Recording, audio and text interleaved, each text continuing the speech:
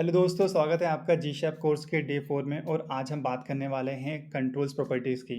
आज हम सीखेंगे कि एनिमेशन के control property like duration, delay, repeat और यो-यो, इन प्रॉपर्टी की वजह से हम सिंपल से एनिमेशन को एकदम डायनेमिक और प्रोफेशनल बना सकते हैं कैसे? सो दोस्तों, मेरा नाम मुकेश पाठक और आप देख रहे हैं टेक्निकल मिक्की चैनल। चलो आज कुछ अच्छा सीखते हैं। जैसा कि आप मेरी स्क्रीन पे देख रहे हैं, एक एनिमेशन रन हो रहा है जो कि बार-बार रिपीट हो रहा है। एक बाउंसिंग बॉल हो रही है, राइट? और नीचे जो उसकी एक शैडो दिख रही है, जो कि बार-बार रिपीट भी हो रही है, प्लस वो थोड़ी-सी स्केल हो रही है, राइट? तो हमने यहाँ पर एक एनिमेशन लगाया है जो कि रिपीट हो रहा है, प्लस हम उसको रिवर्स भी करा रहे हैं। साथ में देख रहे हैं कि कितने डिले में वो वापस आना चाहिए, कितनी ड्यूरेशन का वो एनिमेशन होना चाहिए।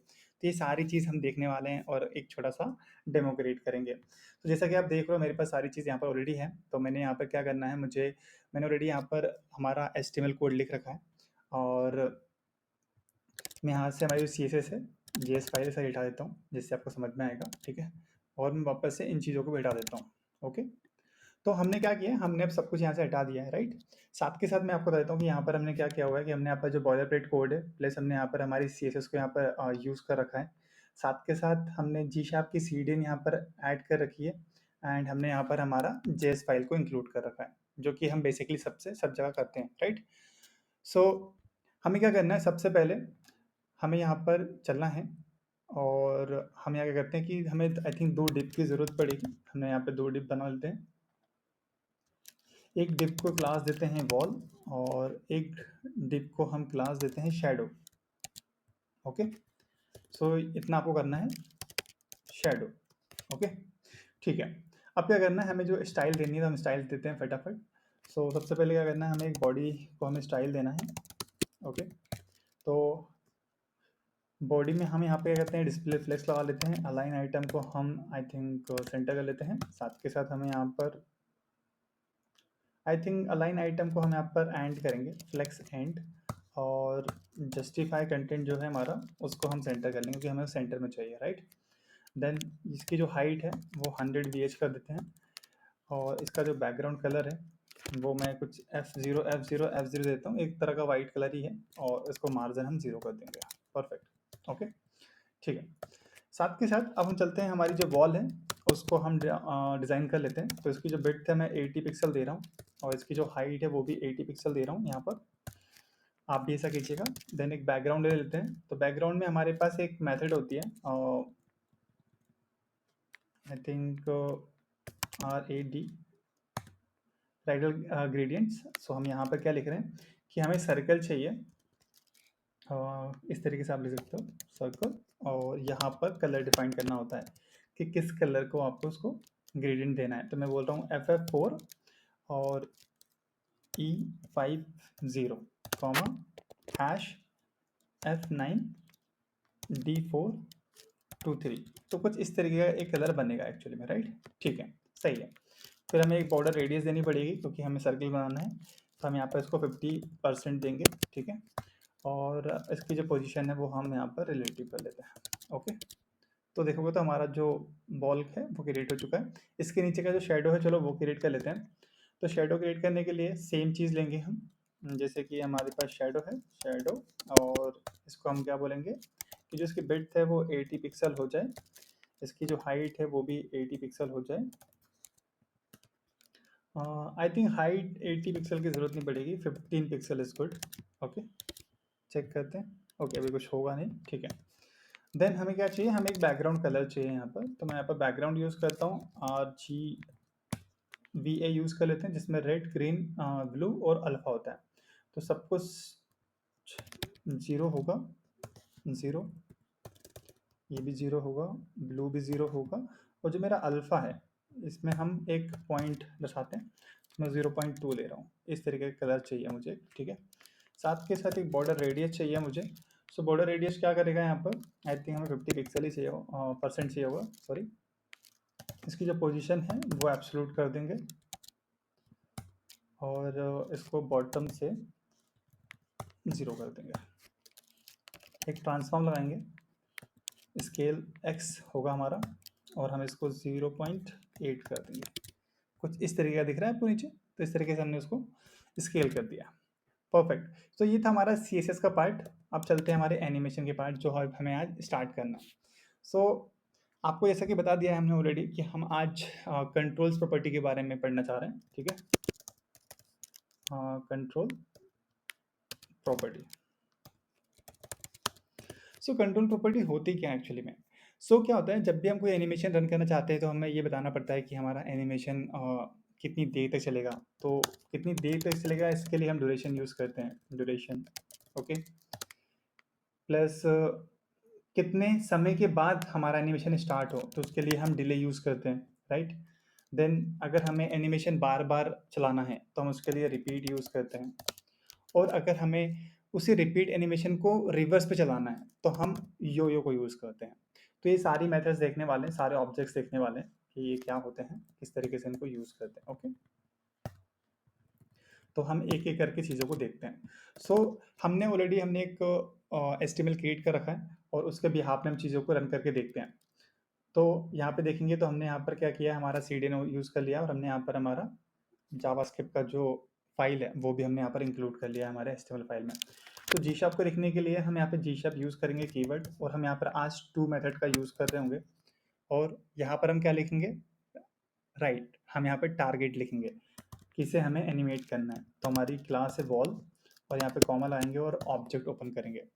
तो फर्स्ट ऑफ ऑल हम यहाँ पे लिखेंगे कि हमारा बॉल कितनी ऊपर तक जाएगा। तो उसके लिए हमने कल लास्ट क्लास में देखा ही था कि हम वाई एक्सेस पे और एक्स एक्सेस पे काम कर सकते हैं। तो मैं बोल रहा हूँ वाई एक्सेस पे 125 पिक्सल तक जाओ, तो पिक्सल लिखने की ज़रूरत नहीं है, राइट। तो बॉल ऊपर कितना जाएगा हमने यहाँ पर डिफाइन कर दिया, राइट। अब बात करते हैं कि ड्यूरेशन की। हमने ड्यूरेशन क्या समझा कि कितने सेकंड तक हमारा एनिमेशन रन करना चाहते हैं, कितने मिनट तक हम रन करना चाहते हैं। तो उसके लिए हम लिखेंगे यहाँ पे ड्यूरेशन। तो हम इस तरीके से लिखेंगे ड्यूरेशन और आगे हम वैल्यू देंगे। तो मैं चाहता हूँ कि 1 सेकेंड ही चले, ठीक है। इसका मतलब क्या है, इसका मतलब है कि 1 सेकेंड का ड्यूरेशन होगा, एनिमेशन होगा, ओके, परफेक्ट। देन हम चाहते हैं कि जो एनिमेशन है वो रिपीट भी हो, ठीक है। तो एक बार करके देखते हैं, इतना करके देखते हैं। तो देखो ऊपर गया, एक बार फिर से रीलोड करते हैं। तो देखो हमारा बॉल ऊपर तक गया, राइट, नीचे से ऊपर गया, चेक करते हैं, परफेक्ट, नाइस। तो हमारा ड्यूरेशन को पता चला कि हाँ एनिमेशन रन हो रहा है, प्लस हमने बोला कि 1 सेकेंड तक ही चलेगा, तो वो 1 सेकेंड तक ही जा रहा है, परफेक्ट। अब मैं चाहता हूँ कि मैं इस एनिमेशन को एक, चाहे तो हम डिले प्रोवाइड कर सकते हैं कि इतने सेकेंड के बाद चले। तो मैं बोलता हूँ delay, just like that, delay 2 second के बाद चले, चेक करते हैं। देखो अभी हमारा 2 सेकेंड के बाद हमारा एनिमेशन रन हुआ। तो हमने बताया कि जो एनिमेशन है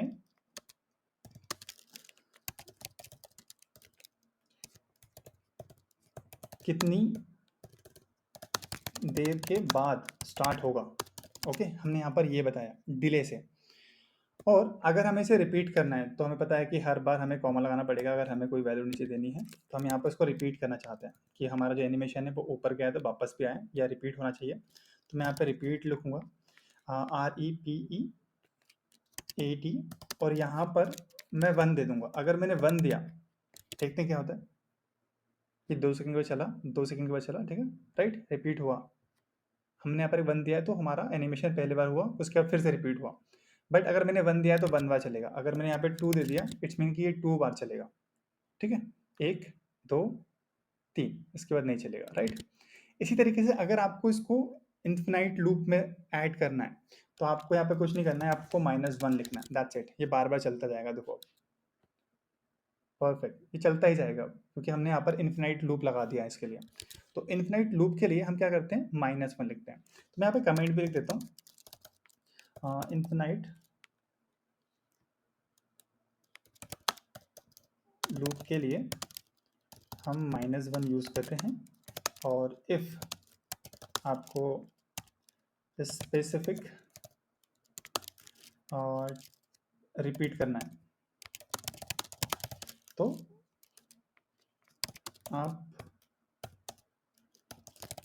नंबर ऐड कर सकते हो,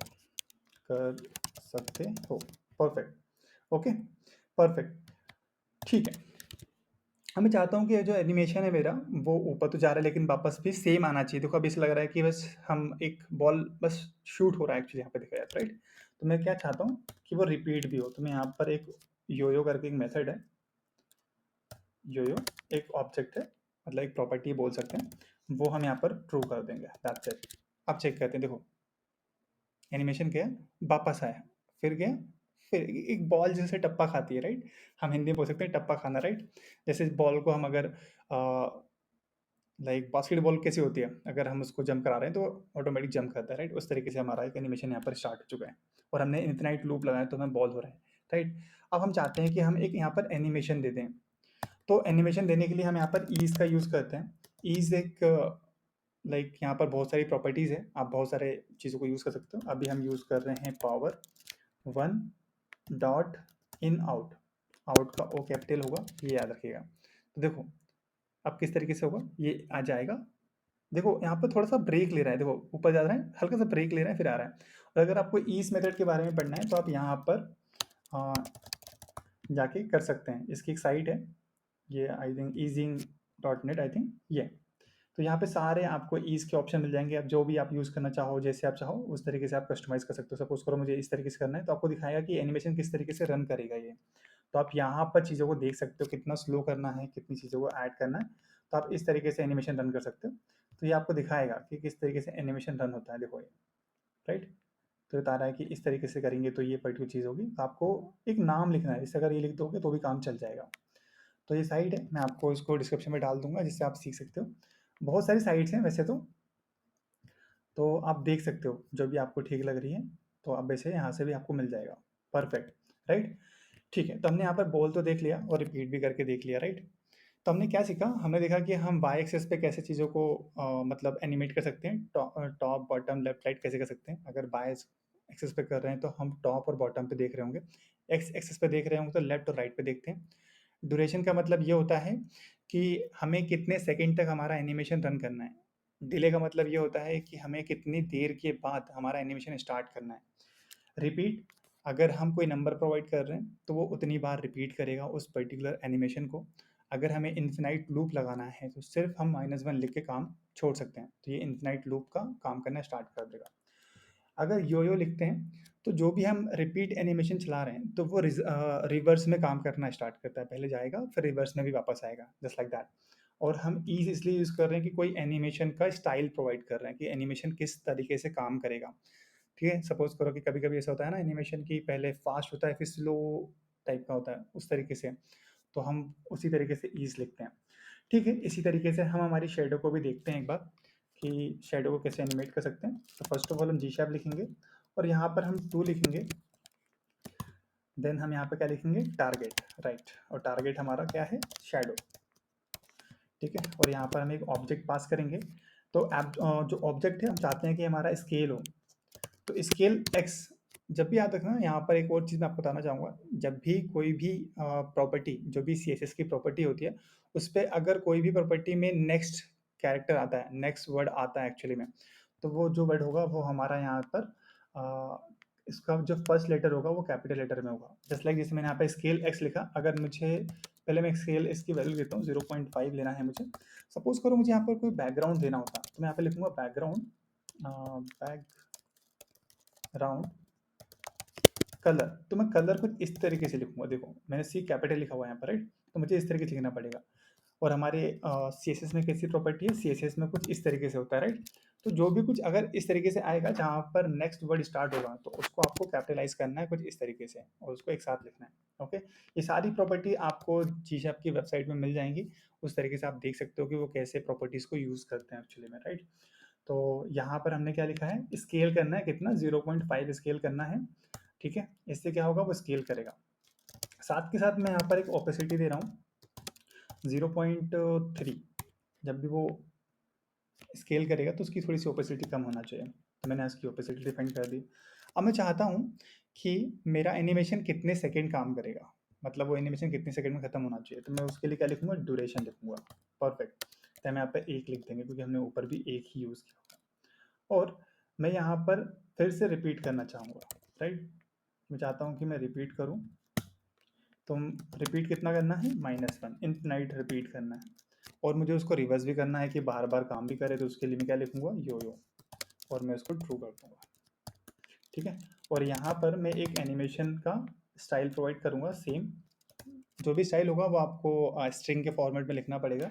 तो हमने यहाँ पर स्ट्रिंग के फॉर्मेट में लिखा, जो हमने सेम लिया है ऊपर वही हम यहाँ पर भी ले रहे हैं, डॉट। परफेक्ट, चेक करते हैं एक बार।